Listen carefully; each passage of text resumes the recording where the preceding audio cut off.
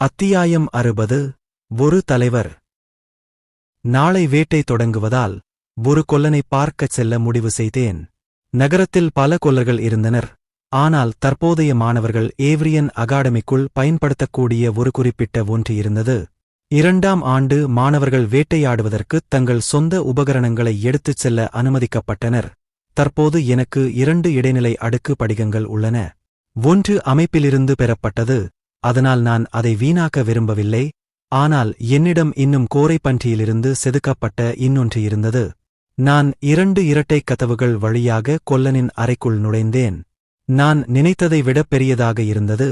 சுவரின் ஒரு பக்கத்தில் வரிசை வரிசையாக ஆயுதங்கள் தொங்கவிடப்பட்டிருந்தன. மறுபுறம் பல்வேறு வகையான கவசங்கள் காட்சிக்கு வைக்கப்பட்டிருந்தன. நான் சென்று அறையின் முடிவில் இருந்த கவுண்டரை அணுகினேன். கவுண்டருக்குப் பின்னால் பெரிய வட்டக் கண்ணாடி அணிந்த ஒரு ஒல்லியான மனிதர் இருந்தார். நான் ஒரே மாதிரியான கருத்துக்களைப் பின்பற்றும் வகையைச் சேர்ந்தவன் அல்ல.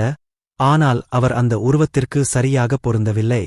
அப்போதுதான் அவருக்கு முன்னால் இருந்த கவுண்டரில் பல்வேறு வகையான மிருக படிகங்கள் காட்சிப்படுத்தப்பட்டிருப்பதைக் கவனித்தேன்.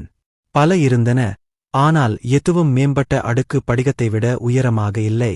நான் எப்படி உதவ முடியும்? கவுண்டருக்குப் பின்னால் இருந்தவர் கேட்டார். இதிலிருந்து நீங்கள் எனக்கு ஏதாவது செய்ய முடியும் என்று நான் நம்பினேன். நான் கோரைப்பற்கள் கொண்ட பன்றி படிகத்தை எடுத்து கவுண்டரில் வைத்தேன். சரி, நாம் கொஞ்சம் பார்ப்போம்.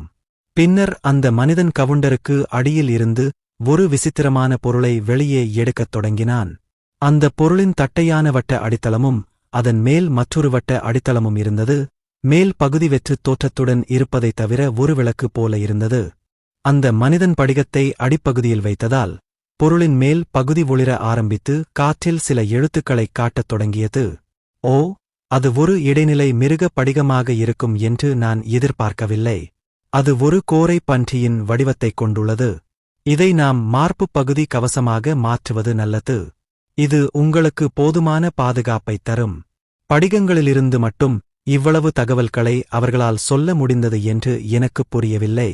எல்லா படிகங்களும் ஒரே மாதிரியாகத் தெரியவில்லை. ஆனால் அந்த மனிதனிடம் இருந்த சாதனம் படிகத்தைப் பற்றிய அனைத்தையும் அவனுக்குச் சொன்னது போல் தோன்றியது. எனக்கு ஒரு ஆயுதம் கிடைக்காதது எனக்கு கொஞ்சம் ஏமாற்றமாக இருந்தது. ஆனால் ஒரு மார்புப் பகுதி இன்னும் எதையும் விட சிறந்தது. அப்போ எவ்வளவு செலவாகும்? உங்கள் மாணவர் தள்ளுபடியுடன் 1000 நியாயமாக இருக்க வேண்டும். என் கண் இமைகள் என் குழியிலிருந்து கிட்டத்தட்ட வெளியே விழும் நிலையில் இருந்தன. 1000? நீங்க சொல்றது 10-100 சேர்ந்தா 1000 வரும், அதையே சொல்றீங்க. மன்னிக்கவும், அதுதான் நான் செய்யக்கூடிய சிறந்தது. உங்களிடம் பணம் இல்லையென்றால் நீங்கள் எப்போதும் அதையும் பரிமாறிக்கொள்ளலாம்.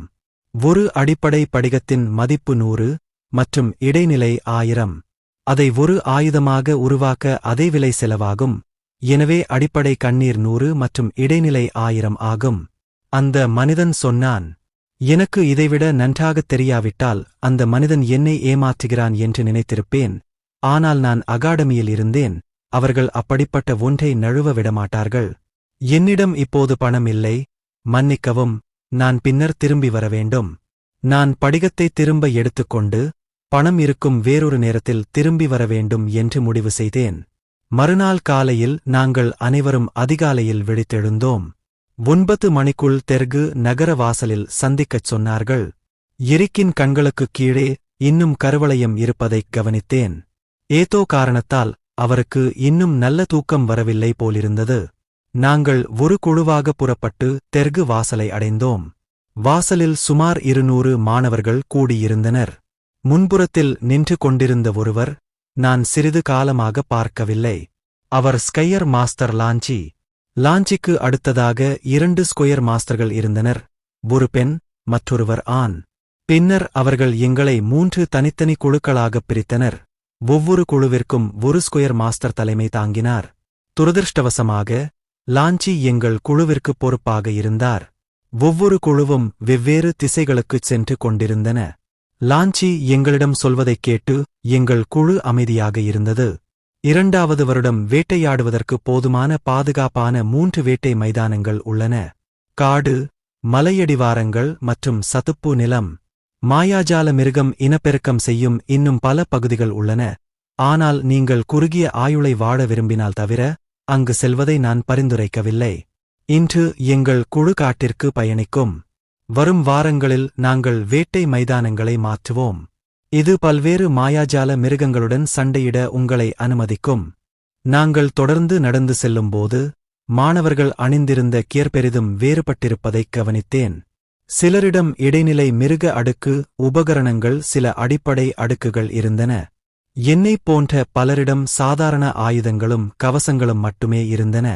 எங்கள் குழுவில் கூட ஸ்லிவியா தனது முதுகில் ஒரு இடைநிலை கேடயத்தைக் கொண்டிருந்தார். முகேஷ் ஒரு அடிப்படை அடுக்கு ஈட்டியையும் மார்த்தா இடைநிலை அடுக்கு பூட்ஸையும் வைத்திருந்தார். நான் ஏரிக், மோகன், தர்ஷன் மற்றும் கயல் ஆகியோர் ஸ்டாண்டர்ட் உபகரணங்களை மட்டுமே வைத்திருந்தோம். திடீரென்று காட்டிற்கு வெளியே லாஞ்சி வந்து நின்றான். நீங்கள் அனைவரும் 8 பேர் கொண்ட குழுக்களாக பிரிந்து செல்லுங்கள். உங்களில் பலர் உங்களை நீங்களே கவனித்துக் கொள்ள முடியும் என்று நான் உறுதியாக நம்புகிறேன். எதிர்பாராத விஷயங்கள் நடக்கும் என்று நான் உங்களுக்குச் சொல்கிறேன். ஒவ்வொரு ஆண்டும் எங்கள் பல மாணவர்கள் வேட்டை மைதானத்தில் இறந்து போகிறார்கள். நாங்கள் செய்யும் அனைத்தும் ஒரு காரணத்திற்காகவே. உனக்கு வலிமையானவன் வேண்டுமென்றால் அது நான் அல்ல. பின்னர் எரிக் ரேவை பார்த்தான். நம்முடைய தலைவர் ஒரு அக்கறையுள்ள நபராக இருக்க வேண்டும். அவர் புத்திசாலி மற்றும் சிறந்த முடிவுகளை எடுக்கக்கூடியவர் என்று நான் நினைக்கிறேன். பின்னர் ஸ்லிவியா நிற்கும் இடத்தைப் பார்த்தேன். ஸ்லிவியா முகம் சிவக்கத் தொடங்கியது. என்னைய ஏண்டா பாக்குறீங்க, எனக்கு அதுக்கும் சம்பந்தமில்ல. ஸ்லிவியா ஒரு சிறந்த தலைவராக இருப்பார் என்று நான் நினைக்கிறேன். மார்த்தா துள்ளிக் குதித்துக் கொண்டே சொன்னாள். ஸ்லிவியா எங்கள் தலைவராக இருப்பதை ஆதரிப்பவர்கள் அனைவரும்? மோகன் கேட்டார். முழு குழுவும் தங்கள் கைகளை உயர்த்தியிருந்தன. அப்போ அது முடிவெடுக்கப்பட்ட மாதிரி இருக்கு, மோகன் சொன்னார். நாங்கள் எல்லோரும் சிரித்தோம். ஸ்லிவியா ஒரு சிறந்த தலைவராக இருப்பார் என்று நினைத்தோம். ஸ்லிவியா தன் கன்னங்களை தன் கைகளால் அரைந்து கொண்டு, என்னால் முடிந்ததைச் செய்வேன் என்று உறுதியளிக்கிறேன் நண்பர்களே. இறுதியாக வேட்டையாட வேண்டிய நேரம் இது. அத்தியாயம் 61. ஆபத்தான இடங்கள். குழுத் தலைவர்கள் யார் என்று முடிவு செய்யப்பட்ட பிறகு லாஞ்சி அவர்களை அழைத்து, மேலே ஒரு சிறிய படிகம் இணைக்கப்பட்ட பேனாவின் அளவை போன்ற ஒரு சிறிய மரப்பொருளைக் கொடுத்தார். உங்கள் குழுவினர் ஏதேனும் சிக்கலில் சிக்கினாலோ அல்லது மரக்குழாயில் ஏதேனும் ஆபத்தை எதிர்கொண்டாலோ இதை எப்போதும் உங்களிடம் வைத்திருங்கள். இது நான் வைத்திருக்கும் ஒரு சாதனத்துடன் இணைக்கப்பட்ட ஒரு மாய விசில். விசில் ஊதப்பட்டவுடன் நான் விரைவில் உங்களுக்கு உதவ வருவேன். மொத்தம் 8 குழுக்கள் இருந்தன. 8 உறுப்பினர்கள் இருந்தனர். ஒவ்வொருவரும் தங்களுக்குத் தேவையான அனைத்தும் தங்களிடம் இருக்கிறதா என்று கடைசியாக ஒருமுறை சரிபார்த்துவிட்டு காட்டுக்குள் நுழையத் தொடங்கினர். வேட்டையாட எங்களுக்கு மொத்தம் 5 மணி நேரம் வழங்கப்பட்டது. பின்னர் நாங்கள் திரும்பி வந்து காட்டின் நுழைவாயிலில் லாஞ்சியைச் சந்திக்க வேண்டும். எங்கள் குழு காட்டுக்குள் நுழையும் போது லாஞ்சி என் திசையைப் பார்த்து, நினைவில் கொள்ளுங்கள், எதுவும் உன்னை காட்டுக்குள் அழைத்துச் செல்லும் என்றார். அவன் தலையை திருப்பியபோது எனக்கு ஒரு லேசான புன்னகை வந்தது. அந்த வார்த்தைகளுக்குப் பின்னால் இருந்த நோக்கத்தை என்னால் உணர முடிந்தது. அவை எச்சரிக்கை வார்த்தைகள் அல்ல, மாறாக ஒரு அச்சுறுத்தல். எங்கள் குழு, நாங்கள் எந்த நிலத்தை கடந்து வந்தோம் என்பதை அறிய பாதைகளை விட்டுவிட்டு காட்டுக்குள் செல்லத் தொடங்கியது. முதலாம் ஆண்டு குழந்தைகளாக இருந்தபோது வழியை குறித்துக் கொண்டு தொலைந்து போகாமல் இருப்பது எப்படி என்று எங்களுக்கு கற்றுக் கொடுக்கப்பட்டது. மரங்களைக் கடந்து செல்லும்போது எங்கள் குழுவிற்கு ஒரு தனித்துவமான அடையாளத்தை விட்டுச் செல்வோம். அந்த லாஞ்சி பையனை நான் வெறுக்கிறேன், மோகன் கூறினார். மார்த்தா மோகனின் தலையைத் தேய்க்கச் சென்றாள். அவனை பத்தி அதிகம் கவலைப்படாதீங்க, நாம இலட்சியத்துல கவனம் செலுத்தணும். இந்தக் காடுக்கு என்ன பேர் வைக்கிறாங்கன்னு தெரியுமா? மோகன் தலையை ஆட்டினார். இது பூச்சிக்காடு என்று அழைக்கப்படுகிறது. எனக்கு பூச்சிகள் பிடிக்காது. கயல் தன் உடலில் ஏதோ ஊர்ந்து செல்வது போல் தன்னைத்தானே சொரிந்து கொள்ள ஆரம்பித்தான். முகேஷ் அதை பார்த்து சிரிக்க ஆரம்பித்தான். கடவுளே, எந்த பூச்சியும் நமக்கு தீங்கு செய்யக்கூடும், அதிலும் முக்கியமா எனக்கு. முகேஷ் அந்த வார்த்தைகளைச் சொன்னபோதே ஒரு மரத்தின் பின்னால் இருந்து ஒரு கால்பந்து அளவிலான ஒரு பெரிய பெண் பூச்சி வெளியே வந்தது. ஸ்லிவியா தன் வாளை உருவி கத்தினாள். போருக்கு தயாராக இருங்கள். பூச்சிகள் பலவீனமாக இருக்கலாம், ஆனால் அவை குழுக்களாக வருகின்றன. திடீரென்று மரங்களுக்குப் பின்னால் இருந்து சுமார் 20 பெண் பூச்சிகள் வந்தன. மார்த்தா மிக விரைவாக எதிர்வினையாற்றினாள். அவற்றில் ஒன்றை அம்பினால் சுட்டு வீழ்த்தினாள். அம்பு நேராக அதன் உடலில் பாய்ந்து ஒரு மரத்தில் ஆணியடித்தது. மீதமுள்ள பெண் பூச்சிகள் விரைவாக எங்களை நோக்கி திரண்டன. அந்தக் குழு பெண் பூச்சிகளை நன்றாகக் கையாண்டது. தர்ஷன் இறுதியில் கோடாரி கிளப்பில் சேர்ந்தான். அவனைப் பார்க்கும்போது இப்போது அது அவனுக்குப் பொருத்தமாக இருந்தது. அவன் ஒவ்வொரு கையிலும் ஒரு கோடரியைப் பிடித்தான். ஒரு பெண் பூச்சி அவனை நோக்கி வரும்போது அவன் 2 கோடரிகளையும் கொண்டு ஒரு எக்ஸ் வடிவத்தை உருவாக்கி பெண் பூச்சியை முழுவதுமாகத் துண்டித்தான். முகேஷ் தனது ஈட்டியை பயன்படுத்திக் கொண்டிருந்தான். ஒவ்வொரு குத்தலிலும் பெண் பூச்சி பறந்து சென்று அதைத் தவிர்க்கும். முகேஷ் விரக்தியடைந்து இறுதியில் பெண் பூச்சியின் மீது அதை குத்தி விரைவாக அதன் உயிரை முடித்துக் கொண்டான். மோகன் எங்கும் தென்படவில்லை. அவர் எங்கு சென்றார் என்று எனக்குத் தெரியவில்லை. அவர் மீண்டும் தனது கால் வேலை மேம்படுத்திக் கொண்டார். ஆனால் இது ஒரு நல்ல அறிகுறி. மோகன் எங்கே இருக்கிறார் என்று எனக்குத் தெரியவில்லை என்றால் பெண் பூச்சிகளால் நிச்சயமாகத் தெரியாது. கயல் ஒரு பைத்தியக்காரனைப் போல நடந்து கொண்டான். பூச்சிகளின் குடும்பத்தை சபித்துக் கொண்டு தன்னை புரிந்து கொள்ளும் விதத்தில் தாக்கினான். உன் அம்மா உன்னைப் போல இவ்வளவு பயங்கரமான ஒன்றைச் செய்ததை என்னால் நம்ப முடியவில்லை. ஸ்லிவியா அமைதியாகவும் கவனம் செலுத்தியும் இருந்தால் அந்த பெண் பூச்சி தன் மீது ஒரு கீறலையும் அவள் விடவில்லை. அது முன்னால் வரும்போது கேடயத்தால் பாதுகாத்து தன் வாளால் திருப்பித் தாக்கினாள். நாங்கள் நலமாக இருக்கிறோமா என்று குழுவை திரும்பிப் பார்த்து அவள் அடிக்கடி கேட்பாள். ஏரிக் எல்லோரையும் விட மோசமானவர். அவர் சோம்பேறியாக இருந்தார். பெண் பூச்சி எங்கு நகரும் என்று தவறாகக் கணித்துக் கொண்டே இருந்தார். இறுதியில் அவர் ஒன்றை தோற்கடித்தார். ஆனால் அவர் மூச்சுத் திணறிக் கொண்டிருந்தார். என்னைத் தவிர தங்களை நோக்கி வந்த பெண் பூச்சிகளை எல்லோரும் சமாளித்து முடித்திருந்தனர். விரைவாக 3 பெண் பூச்சிகள் என்னை எல்லா பக்கங்களிலிருந்தும் சூழ்ந்தன. நான் இன்னும் என் வாளை உருவவில்லை. ரே, என்ன பண்றே? உன் வாளை எடு, ஸ்லிவியா கத்தினாள். நான் இன்னும் என் வாளை எடுக்காததற்குக் காரணம் என்னை நானே சோதித்துப் பார்க்க விரும்பினேன். நான் என் கீயைச் சேகரித்த அனைவரையும் கவனித்துக் கொண்டிருந்தபோது என் கீயை என் விரல் நுனியில் நகர்த்தி என் செல்களைச் செயல்படுத்தத் தொடங்கினேன். அவை இப்போது இரும்பைப் போல கடினமாகிவிட்டன. ஒரு பெண் பூச்சி முன்னால் வந்தது. நான் அதை நோக்கி என் கையை ஒரு நக வடிவமாக மாற்றினேன். பெண் பூச்சி 5 தனித்தனி துண்டுகளாகப் பிரிந்தது. மற்ற பெண் பூச்சிகள் தங்களுக்கு எந்த வாய்ப்பும் இல்லை என்பது போல் நகர ஆரம்பித்தன. நான் விரைவாக எழுந்து ஒவ்வொன்றையும் அவற்றின் முதுகுகளைத் திருப்பிக் கொண்டு நகங்களால் அடித்தேன். ஒரு மரத்தின் பின்னால் இருந்து கையில் ஒரு இறந்த பெண் பூச்சியுடன் மோகன் திடீரெனத் தோன்றினார். வாவ்ரே, அது கியா? உனக்கு ஏற்கனவே அதை எப்படிப் பயன்படுத்துவதுன்னு நல்லா தெரியும் போல. இன்னும் நான் மட்டும் பயிற்சி செய்யவில்லை போலிருக்கிறது. மோகனின் முகம் கொஞ்சம் சிவந்தது. குழு பூச்சிகளைக் கையாள்வதை முடித்த பிறகு நாங்கள் விரைவாக படிகங்களைப் பிரித்தெடுக்கச் சென்றோம். மிருகத்தைக் கொல்லும் கடைசி அடியை நீங்கள் பெற்றால் நீங்கள் படிகத்தைப் பெறலாம் என்று அனைவரும் ஒப்புக்கொண்டனர். எதிர்காலத்தில் ஏற்படும் எந்தவொரு பிரச்சினையையும் சமாளிக்கவும் இந்த விதி அமலுக்கு வந்தது. நான் அதிர்ஷ்டசாலி. அந்த அமைப்பு எனக்கு 2 படிகங்களைக் கொடுத்திருந்தது. அதாவது பெண் பூச்சிகளிடமிருந்து ஒன்றை மட்டுமே நான் மீட்டெடுக்க வேண்டியிருந்தது. பிரச்சனை என்னவென்றால் எந்த படிகத்திற்குள் இன்னும் ஒரு படிகம் இருக்கும் என்று எனக்குத் தெரியவில்லை. அதனால் நான் 3ஐயும் செதுக்க வேண்டியிருந்தது. இந்த வழியில் இது நன்றாக இருந்தது. ஏனென்றால் குழு சந்தேகப்படாது. நாங்கள் தொடர்ந்து காடு வழியாகச் சென்றோம். வண்டுகள், பட்டாம்பூச்சிகள் மற்றும் இன்னும் பல பூச்சிகளைச் சந்தித்தோம். ஒரே வித்தியாசம் என்னவென்றால் அவை அனைத்தும் வழக்கமான பூச்சிகளை விட 100 மடங்கு பெரியவை. அவை எப்போதும் குழுக்களாகவும் தாக்குகின்றன. ஆனால் எங்களில் பெரும்பாலோருக்கு அது மிகவும் எளிதாக இருந்தது. நாங்கள் தற்போது வெல்வெட் சிவப்பு எறும்புகளின் குழுவுடன் சண்டையிட்டுக் கொண்டிருந்தோம். எறும்புகள் பெரும்பாலும் கருப்பு நிறத்தில் இருந்தன. அவற்றின் உடலில் சிவப்பு வெல்வெட் வடிவமும் இருந்தது. காட்டில் இதுவரை நாங்கள் சந்தித்தவற்றிலேயே எறும்புகள்தான் மிகவும் கடினமானவை. அவற்றின் வலிமை மற்ற பூச்சிகளை விட மிக அதிகமாக இருந்தது. ஆனால் கையாள மிகவும் எளிதானது. நான் 3 எறும்புகளை தோற்கடித்து முடித்தபோது என் பின்னால் இருந்து ஒரு அலறல் சத்தம் கேட்டது. எரிக்கின் கையை ஒரு எறும்பு கடித்துக் கொண்டிருந்தது. அத்தியாயம் 62. அடிப்படை அடுக்கு படிகங்கள். எரிக் வலியால் அலறிக் கொண்டிருந்தபோது அவரது கையில் இரத்தம் வழிவதை என்னால் பார்க்க முடிந்தது. சிவப்பு வெல்வெட் எறும்பு ஒரு அடிப்படை அடுக்கு விலங்கு மட்டுமே. எனவே எரிக் போன்ற திறமையான ஒருவர் கடிக்கப்படுவதைப் பார்ப்பது விசித்திரமாக இருந்தது. முதலில் எரிக்கை நெருங்கி வந்த தர்ஷன் தனது முழு பலத்தையும் பயன்படுத்தி எறும்பை தனது கைகளால் இழுத்தான். எறும்புகளின் முன்பற்கள் எரிக்கின் கையை விட்டு நீங்கியதும் காற்றில் இரத்தம் தெரிந்தது. எனக்காக அதை அசையாமல் பிடி, எரி சொன்னான். தர்ஷன் எறும்பை 2 கைகளால் பக்கவாட்டில் பிடித்தான். எறும்பு அசையாமல் இருக்க முயற்சித்தது. ஆனால் தர்ஷனின் பிடி மிகவும் வலுவாக இருந்தது. எரிக் தரையில் இருந்து தனது வாளை எடுத்து எறும்பை பாதியாக வெட்டினான்.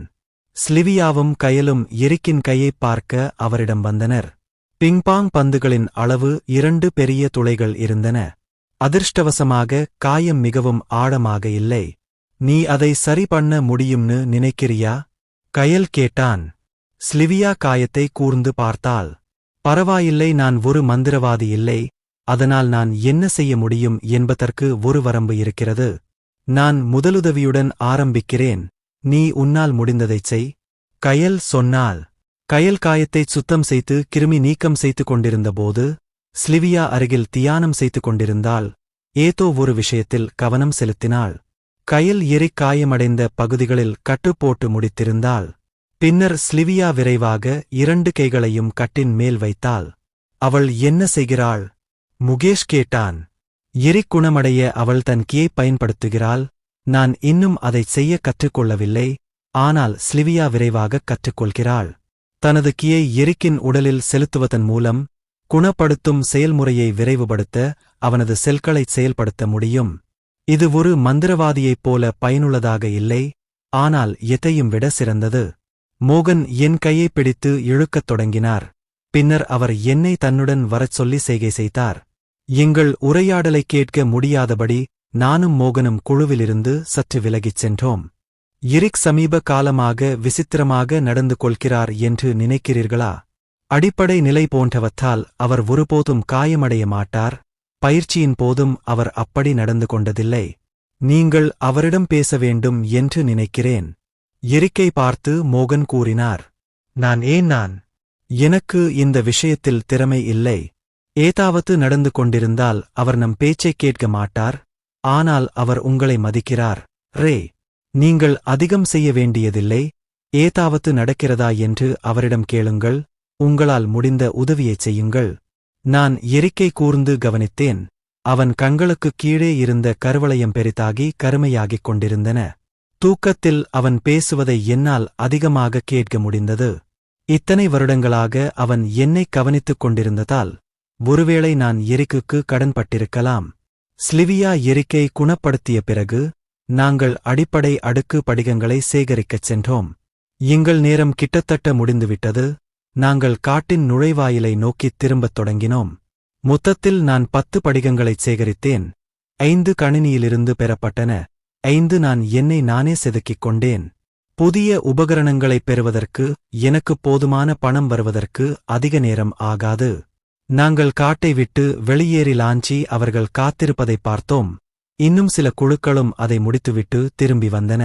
சிறிது நேரம் காத்திருந்த பிறகு அனைவரும் தங்கள் அனைத்து உறுப்பினர்களுடன் திரும்பி வந்தனர். சிலர் இங்கும் அங்கும் காயமடைந்தனர். ஆனால் எரிக்கை போலவே பெரிய அளவில் எதுவும் இல்லை. பின்னர் லாஞ்சி ஒரு காலியான பழுப்பு நிறப்பையை எடுத்தாள். நினைவில் கொள்ளுங்கள், நீங்கள் அனைவரும் உங்கள் படிகங்களில் 10% அகாடமிக்கு வரியாக நன்கொடையாக வழங்க வேண்டும். மாணவர்களிடையே சில முனகல்களும் புகார்களும் எழுந்தன. ஆனால் அனைவரும் விரைவாக வரிசையில் நின்று தங்கள் படிகங்களில் 10% சாக்கில் போட்டனர். என் முறை வந்ததும் ஒரு படிகத்தை பையில் வைத்தேன். ஒரே ஒரு ரே, லாஞ்சி சொன்னாள். சரி, எனக்கு 5 படிகங்கள் மட்டுமே கிடைத்தன. 5 தான் முடியாது. நீ ஏதாவது மறைச்சு வச்சிருந்தா உனக்கு தண்டனை கிடைக்கும். பின்னர் லாஞ்சி என் உடல் முழுவதும் சோதனை செய்து பார்த்தார். 5 படிகங்களை மட்டுமே கண்டுபிடிக்க முடிந்தது. நீ உண்மையிலேயே அவ்வளவு பிரயோஜனமில்லாதவன்னு நினைக்கிறேன் என்று லாஞ்சி முணுமுணுத்தாள். 5 படிகங்கள் அமைப்பிலிருந்து பெறப்பட்டதால் அவை அமைப்பின் சேமிப்பகத்தில் வைக்கப்பட்டன. அவை எங்கு சென்றன என்பது எனக்குத் தெரியாது. ஆனால் நான் அவற்றையும் விரும்பினால் மட்டுமே அவை தோன்றும். எனவே நேர்மையாகச் சொன்னால் அந்த நேரத்தில் என்னிடம் 5 மட்டுமே இருந்தன. உன்னுடைய மற்ற படிகங்களை எங்கே மறைத்து வைத்தாய் என்று மோகன் கேட்டார். அது ஒரு ரகசியம். நான் 5க்கும் மேற்பட்ட மிருகங்களைக் கொல்வதை மோகன் மற்றவர்களும் பார்த்திருந்தார்கள். அதனால் நான் ஏதோ ஒரு தந்திரத்தை பயன்படுத்தினேன் என்பது அவர்களுக்குத் தெரியும். அது ஒரு சோர்வான நாளாக இருந்தது.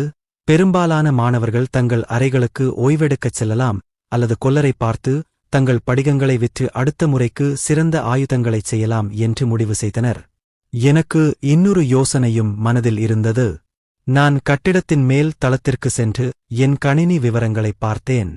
கணினி சரக்குகளுக்கு மேல் எனக்கு 4 அடிப்படை அடுக்கு படிகங்களும் ஒரு இடைநிலை அடுக்கு படிகமும் இருந்தன. கணினியால் வழங்கப்பட்ட 5 படிகங்களுடன் எனது அடிப்படை அடுக்கு புள்ளிகளை அதிகபட்சமாகப் பயன்படுத்த இது இப்போது போதுமானதாக இருக்கும் என்று நம்புகிறேன். எல்லோரிடமிருந்தும் விலகி பாதுகாப்பான மற்றும் ஒதுக்குப்புறமான ஒரு இடத்தில் இதைச் செய்ய முடிவு செய்தேன். 100 புள்ளிகளை அடைந்த பிறகு என்ன நடக்கும் என்று எனக்குத் தெரியவில்லை. ஓநாய் அதிகபட்ச புள்ளிகளை எட்டியபோது அதற்கு ஒரு பரிணாம வளர்ச்சி விருப்பம் வழங்கப்பட்டது. இறுதியாக பரிணாம வளர்ச்சி அடைய கிட்டத்தட்ட ஒரு வருடம் ஆனது. எனக்கும் இதே மாதிரி ஏதாவது நடக்குமா? ஒரு விஷயம் எனக்கு உறுதியாகத் தெரிந்தது. அது என் வடிவத்தை மாற்றுமா அல்லது என்னை ஒரு திராகனாக மாற்றுமா? எப்படி இருந்தாலும் படிகங்கள் என்னை வலிமையாக்கும். நான் படிகங்களை ஒவ்வொன்றாக உறிஞ்சும்போது அறிவிப்புத் திரைகள் தோன்றும். எனக்கு ஒரு படிகம் மட்டுமே மீதம் இருந்தது. புள்ளிகள் 1 முதல் 10 வரை சீரற்றதாகத் தோன்றியது. நான் சென்று கடைசி படிகத்தையும் உறிஞ்சினேன்.